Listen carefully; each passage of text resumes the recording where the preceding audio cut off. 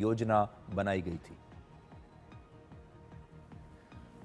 अब एक बहुत जरूरी खबर मैं आपको देना चाहता हूं।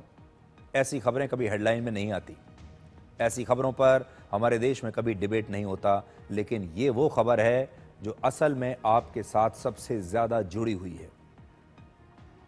और ये खबर है आपके खाने में हो रही मिलावट की, जो आपके शरीर को बीमार कर रहा है।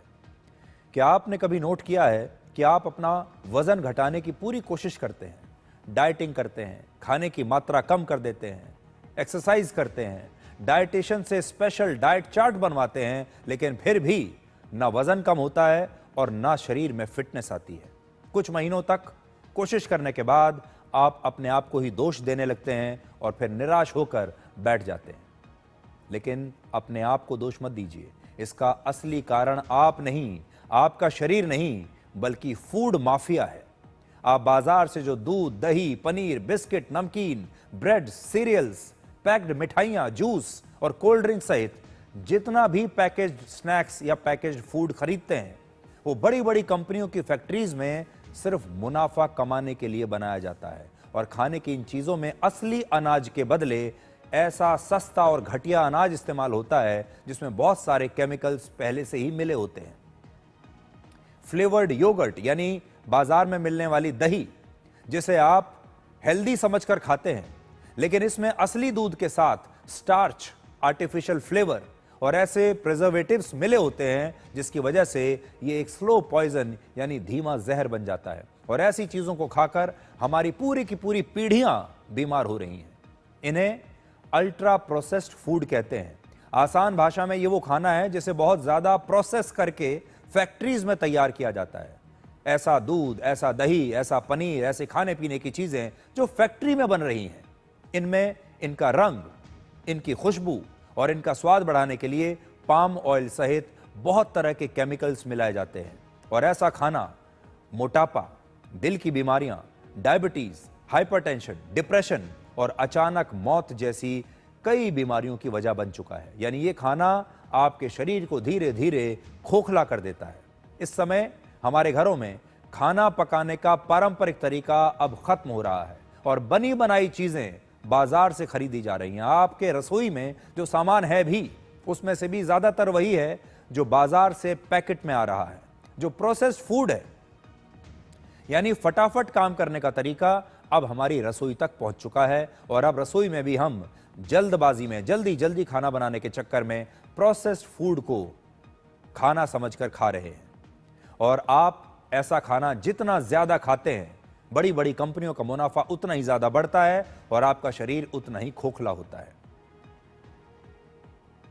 द लैंसेट की एक नई रिपोर्ट में नेस्ले, पेप्सिको, यूनिलीवर और कोका कोला जैसी कंपनियों का नाम लिखा गया है। और ये जो खबर मैं आपको बता रहा हूं, ये लैंसेट की एक नई रिपोर्ट के आधार पर बता रहा हूं। लैंसेट की नई रिपोर्ट कहती है कि दुनिया की ये बड़ी बड़ी कंपनियां कुछ इस प्रकार से इन अल्ट्रा प्रोसेस्ड फूड्स को बनाती हैं कि लोगों को इन्हें खाने की आदत लग जाती है और फिर वो इस आदत को छोड़ नहीं पाते। आपने भी देखा होगा, बहुत सारी चीजें ऐसी हैं कि आप एक बार खाना शुरू करते हैं तो खाते ही चले जाते हैं जब तक कि वो पूरा पैकेट खत्म ना हो जाए और फिर आपको इस खाने की लत लग जाती है। ये कंपनियां जानबूझकर ये खाने के सामान को इस प्रकार से तैयार करती हैं कि आपको लत लगे।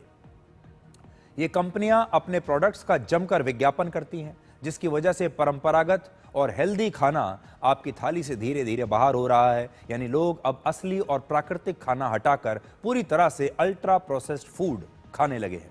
अमेरिका, यूके और ऑस्ट्रेलिया में वहां के घरों में इस्तेमाल होने वाले कुल भोजन का लगभग 50% हिस्सा अब अल्ट्रा प्रोसेस्ड फूड है।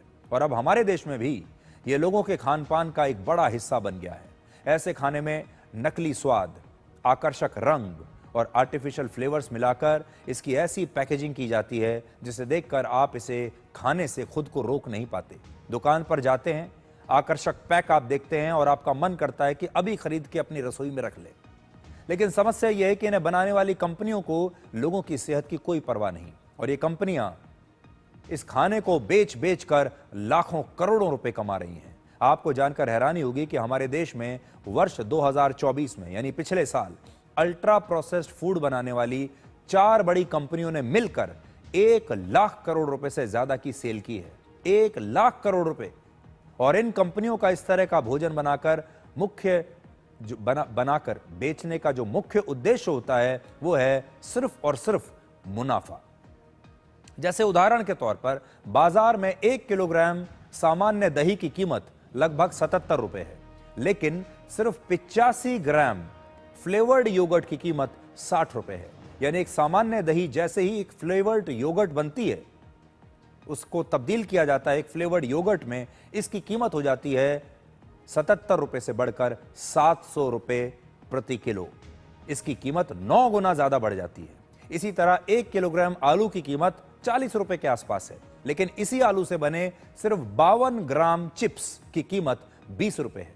जबकि 1 किलोग्राम आलू से आप घर में इससे करीब 19 गुना ज्यादा चिप्स बना सकते हैं अगर आप अपने घर में बनाएं। आपको याद होगा, आज से कुछ समय पहले तक हमारे घरों में आलू हम लेकर आते थे और चिप्स हमारी रसोई में बनते थे।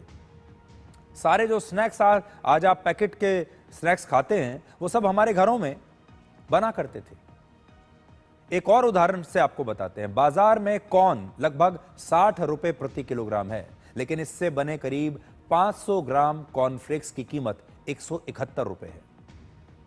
तो 60 रुपए किलो में आप कॉर्न खरीद सकते हैं, लेकिन जैसे ही आप कॉर्नफ्लेक्स खाते हैं अपने नाश्ते में, इसकी कीमत हो जाती है 171 रुपए 500 ग्राम की। मैं आपको कुछ सामान्य ब्रांड्स के बारे में बता रहा हूं और यह कीमत थोड़ी ज्यादा या कम भी हो सकती है, लेकिन सामान्य तौर पर कुछ इस प्रकार से मैं आपको बता रहा हूं बाजार में क्या मिल रहा है। और ऐसे ही केमिकल से भरे और प्रोसेस्ड खाने की वजह से अब आपके शरीर पर दवाओं का असर नहीं हो रहा, या असर होना खत्म हो गया है, बहुत कम हो गया है, क्योंकि आपके शरीर को आजकल पोषक तत्व मिलने बंद हो गए हैं। जब आपका शरीर बीमारियों से लड़ने के काबिल नहीं रहता, तब डॉक्टर्स छोटी छोटी बीमारियों पर भी आपको एंटीबायोटिक्स खाने के लिए कहते हैं, क्योंकि आपका शरीर इन बीमारियों से लड़ नहीं सकता, इसलिए एंटीबायोटिक्स देने पड़ते हैं। द लैंसेट की एक और रिपोर्ट कहती है कि हमारे देश में 83% लोगों पर एंटीबायोटिक दवाएं असर नहीं करती। 83% जो मरीज हैं, जो अस्पताल में जाते हैं, डॉक्टर के पास जाते हैं, उन पर एंटीबायोटिक्स असर ही नहीं करती। इस मामले में भारत के लोग पूरी दुनिया में नंबर 1 पर हैं और इनमें ज्यादातर 30 से 40 साल के युवा हैं, जबकि इटली में ऐसे लोगों की संख्या 31.5%, अमेरिका में 20% और द नेदरलैंड्स में सबसे कम यानी सिर्फ 11% है। डराने वाली बात यह है कि वर्ष 2035 तक यानी अब से 10 साल के बाद तक 98% भारतीयों पर एंटीबायोटिक्स का असर होना बंद हो जाएगा। एक ऐसी स्थिति है जिसमें आपके शरीर में मौजूद बैक्टीरिया, वायरस, फंगस या पैरासाइट्स एंटीबायोटिक दवाओं से बचना सीख लेते हैं। यानी छोटी सर्दी खांसी से लेकर साधारण इन्फेक्शन भी आपके लिए जानलेवा बन जाएगा। इसकी 2 बड़ी वजहें होती हैं कि आपके शरीर में यह क्यों हो रहा है। पहली, एंटीबायोटिक दवाओं का जरूरत से ज्यादा इस्तेमाल, और दूसरा, खेतीबाड़ी और पशुपालन में केमिकल्स और फर्टिलाइजर्स का उपयोग, जिसकी वजह से जो भी खाना आप खा रहे हैं, ये केमिकल्स और फर्टिलाइजर्स आपके शरीर में जा रहे हैं। पिछले कुछ समय में हमारा खान पान बिल्कुल बदल गया है। पहले हम दूध खरीदते थे तो दूध वाले से पूछते थे कि दूध में पानी तो नहीं मिलाया, लेकिन अब वो सवाल बदल चुका है। अब हमें दूध वाले से पूछना चाहिए कि दूध में केमिकल्स की मात्रा कितनी है। आज दूध वाला अगर पानी मिला दे तो कोई बात नहीं, हमें खुश होना चाहिए कि पानी ही मिलाया है, लेकिन अब तो पता नहीं क्या क्या मिलाया जा रहा है। क्या आपने कभी ये जानने की कोशिश की है कि जिस डेयरी से आप दूध लेते हैं वो अपनी गाय और भैंस को क्या खिला रहा है? हमारे देश में गाय और भैंस को इंजेक्शंस के जरिए अब हार्मोन्स दिए जाते हैं ताकि वो ज्यादा दूध दें, उनकी उत्पादकता बढ़ जाए। खेतों में जो अन्न पैदा हो रहा है उसमें फर्टिलाइजर्स और पेस्टिसाइड्स डाले जाते हैं जिससे पैदावार बढ़ जाए। अब इन सब को लेकर हमारे देश में कानून तो हैं, लेकिन उनका पालन कोई नहीं करता। इन सब की वजह से खाने पीने की चीजों की क्वांटिटी तो बढ़ रही है, संख्या बढ़ रही है, उत्पादन बढ़ रहा है, लेकिन क्वालिटी बहुत खराब हो गई है। इसलिए आजकल हम जो भी खा रहे हैं, चाहे हरी सब्जियां हो, फल हो, दही हो, दूध हो, आपके शरीर पर उनका कोई असर होता ही नहीं है। उस खाने का जो चरित्र है वो आपके शरीर पर कोई असर नहीं डालता, और इसकी वजह से हमारे देश की कई पीढ़ियां बर्बाद हो गई हैं।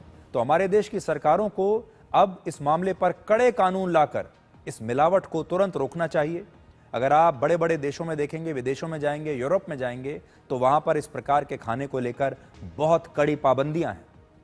और इसीलिए जो बड़ी बड़ी मल्टीनेशनल कंपनियां हैं जो इस तरह के प्रोसेस्ड फूड को बेचती हैं, इन पर यूरोप में रोक लग जाती है कि आप ये खाना, ये पैकेट, ये प्रोडक्ट यूरोप में नहीं बेच सकते, क्योंकि वहां के लोगों की सेहत खराब हो जाएगी और तब वो भारत जैसे बाजारों में आते हैं और फिर उसी सामान को हमारे यहां बेचते हैं, क्योंकि यहां पर कोई रोकने वाला नहीं है। अब आपके लिए समस्या ये हो जाएगी कि आप फिर ये सब छोड़ देंगे तो आप खाएंगे क्या, क्योंकि हर चीज में ही मिलावट है, हर चीज में ही केमिकल्स मिले हुए हैं, तो फिर आप खाएंगे क्या। थोड़ा मुश्किल है इसका इलाज, लेकिन मैं आपसे फिर ये कहूंगा कि आज से 20-30 साल पहले, 50 साल पहले हमारे देश की जो रसोइयां हुआ करती थी, जहां पर एक प्राकृतिक तरीके से खाना बनता था, आप रसोई में पका हुआ खाना खाते थे तीनों समय, आपको आज भी वैसा ही करना पड़ेगा अगर आपको अपने शरीर को बचाना है तो। अब एक छोटे से ब्रेक के बाद आपको बताएंगे कि कैसे मीडिया अब दुष्प्रचार का एक बड़ा और ताकतवर हथियार बन गया है।